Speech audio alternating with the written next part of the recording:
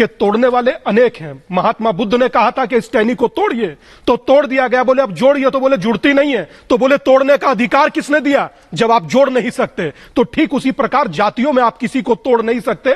अगर आप जातियों में बांट देते हैं किसी को, तो हिंदू कमजोर होता है।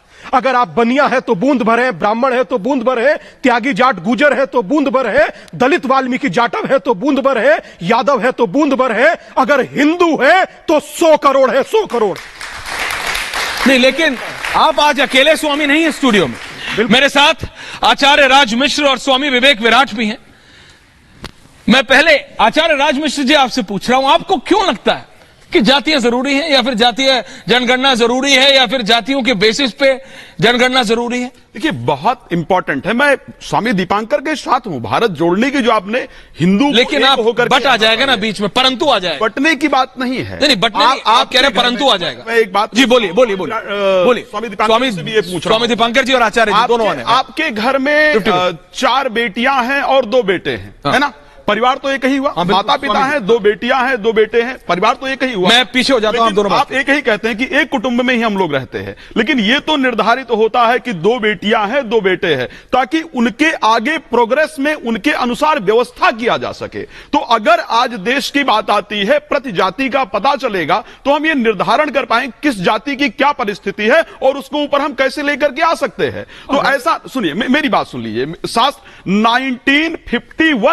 1951 में जातिगत जनगणना को लेकर के बंद किया गया। आप बताइए 1951 से आज 2023 में हम आकर के बैठे हैं, कितनी जातियां खत्म हो गई? मुझे बता दीजिए कितनी जातियां आज खत्म हुई हैं। तो सबसे पहले स्वामी जी एक मिनट, तो शास्त्र भी कहता है एकत्रित रहने की आवश्यकता है, लेकिन जातिगत जनगणना से जो जातियां आज हंसिए पर चली गई है, जिन जातियों को आज कुछ नहीं शायद प्राप्त हुआ है, पता चलने पर उनको राजनीतिक क्षेत्र में उनके प्रोग्रेस के लिए प्रयास किया जा सकेगा। तो आखिर दुख किस बात का? हिंदू नहीं बट रहा है, ध्यान रखिए। ये नहीं कहने जा रहे कि नहीं जी जवाब ले, क्विक रिस्पॉन्स जवाब बताइए स्वामी जी। आप किसी को जातियों में बांट दीजिए, जनगणना करा दीजिए, उसके बाद कहें कि आप एक होकर कहें कि आप एक हैं, तो सोचिए कि अगर नहीं सुनिए, आपने बोला बिल्कुल 1931 में जातियां थी कितनी? 3000। 2023 आया, जातियां कितनी है? 6000 कुछ। अगर 6000 जातियां करने के बाद भी उसका विकास नहीं कर पाए, तो क्या उम्मीद है कि आप उसका 12000, लेट मी कंप्लीट, 12000 कर दें तो उसका विकास करेंगे? और दूसरी बात, यक्ष प्रश्न सुनिए, तोड़ना आसान है, टूट सकता है, आसानी से टूट सकता है, और आपकी इस टूट में आपकी मदद करने वाले बहुत सारे लोग खड़े होंगे। और यही लोग खड़े हुए थे जब BR अम्बेडकर चाहते थे कि जातिवाद समाप्त हो। यही लोग खड़े थे जब राम मनोहर लोहिया चाहते थे कि जातिवाद समाप्त हो। यही लोग खड़े हुए थे जब सावित्रीबाई फुले चाहती थी जातिवाद समाप्त हो। और आज अगर आप खड़े हो रहे हैं तो आप कीजिए, मगर भारत चाहता है। सराहना करता हूं, लेकिन मैं पूछ रहा हूं, लेकिन आ गया स्वामी विवेक विराट 1951 से आज तक, 1951 बंद हुआ ना जातिगत जनगणना, आज कितने साल हो गए? अगर हम देखें 50, 20, 70, 3, 73, 74 वर्ष हो गए। 74 वर्ष के अंदर 2011 में हुआ था आखिरी, लेकिन वो निकल के बाहर नहीं आया। 31 में हुआ नहीं हुआ। 1931 के बाद तो हुआ ही नहीं।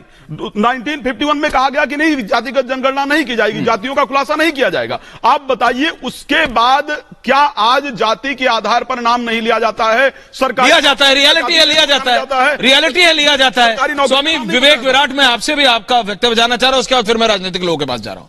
स्वामी जी बताइए। देखिए, सबसे पहले तो हमें यह समझना चाहिए, जाति नहीं है, यह वर्ण व्यवस्था थी। जिसको जाति का नाम किसने दिया? सिर्फ नेताओं ने, अपने वोट बैंक को कैश करने के लिए, और आज तक वो देते आ रहे हैं। अभी दीपांकर जी ने कहा, भीमराव अंबेडकर जी ने भी कहा था कि भाई जाति नहीं होनी चाहिए, जातियों में नहीं बंटना चाहिए। तो अगर जब जातियों में नहीं बंटना चाहिए, तो आरक्षण नाम का लड्डू अब तक क्यों खाते आ रहे हैं? इस बात का मुझे जवाब दें।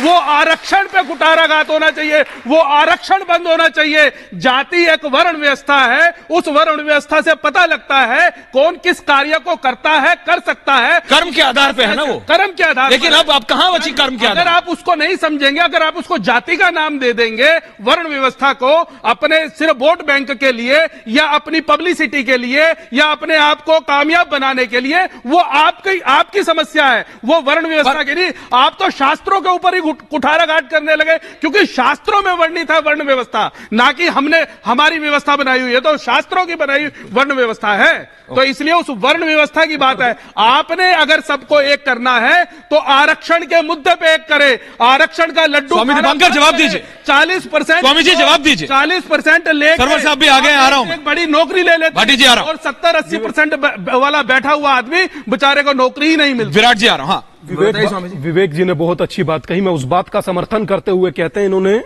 वर्ण का जिक्र किया। हाँ। श्रीमद् भगवत गीता अध्याय 4 श्लोक 13 और श्लोक में लिखा है कि चातुर्वर्णमया सृष्टम गुण कर्म विभाग्यश, अर्थात गुण और कर्म के आधार पर चीजें बांटी गई। ये योगेश्वर कृष्ण कह रहे हैं, मैं नहीं कह रहा हूं। कर्म के आधार पर जब चीजें बांट दी गई तो जाति का जिक्र कहां? बताइए कि हर्बर्ट रिसले ने उस समय कहा कि माली बड़ा या तेली, सुनार बड़ा या लोहार? किसी ने नहीं। हम पर अत्यारोपित कर दिया गया हर्बर्ट रिसले द्वारा। पर आरक्षण की मेरे हाथ में ताकत नहीं है, मगर मेरे हाथ में ताकत हिंदुओं को एक करने की है, तो वो मैं कर सकता हूं। और अगर हिंदू एक हुआ तो कल को जो चाहे आप कर सकते हैं। और सुनिए, एक बड़ी बात कह रहा हूं विवेक भाई, एक बड़ी बात कह रहा हूं। आरक्षण कैसे देते हैं? जाति के आधार पर। जब जाति नहीं रही फिर किसे दीजिएगा? तो मेरा मानना यह है, पहले एक होना जरूरी है।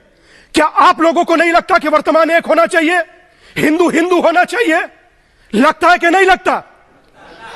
तो जो लगता है वो होना चाहिए। और अगर जो आज नहीं होगा तो यकीन मानिए ऐश्वर्या बाबू, भविष्य में भी इसके चांस नहीं है। भाटी जी। और स्वामी विवेकानंद ने कहा था शिकागो की धरती से कि मुझे गर्व है हिंदू होने पर। स्वामी विवेकानंद को है तो क्या इनको नहीं होना चाहिए? होना चाहिए या नहीं? तो जब सबको हिंदू होने पर गर्व होना चाहिए, तो जाति नाम का पटाखा काहे बार बार फोड़ते हैं, काहे कमजोर करते हैं? जाति लड़ाई ठाकुर की हो तो ठाकुर लड़े, यादव की हो तो यादव लड़े, कुर्मी की हो तो कुर्मी लड़े, भूमिहार की हो तो भूमिहार लड़े, श्रद्धा की हो तो श्रद्धा लड़े, कश्मीरियों की हो तो हिंदू क्यों न लड़े? मेरी बात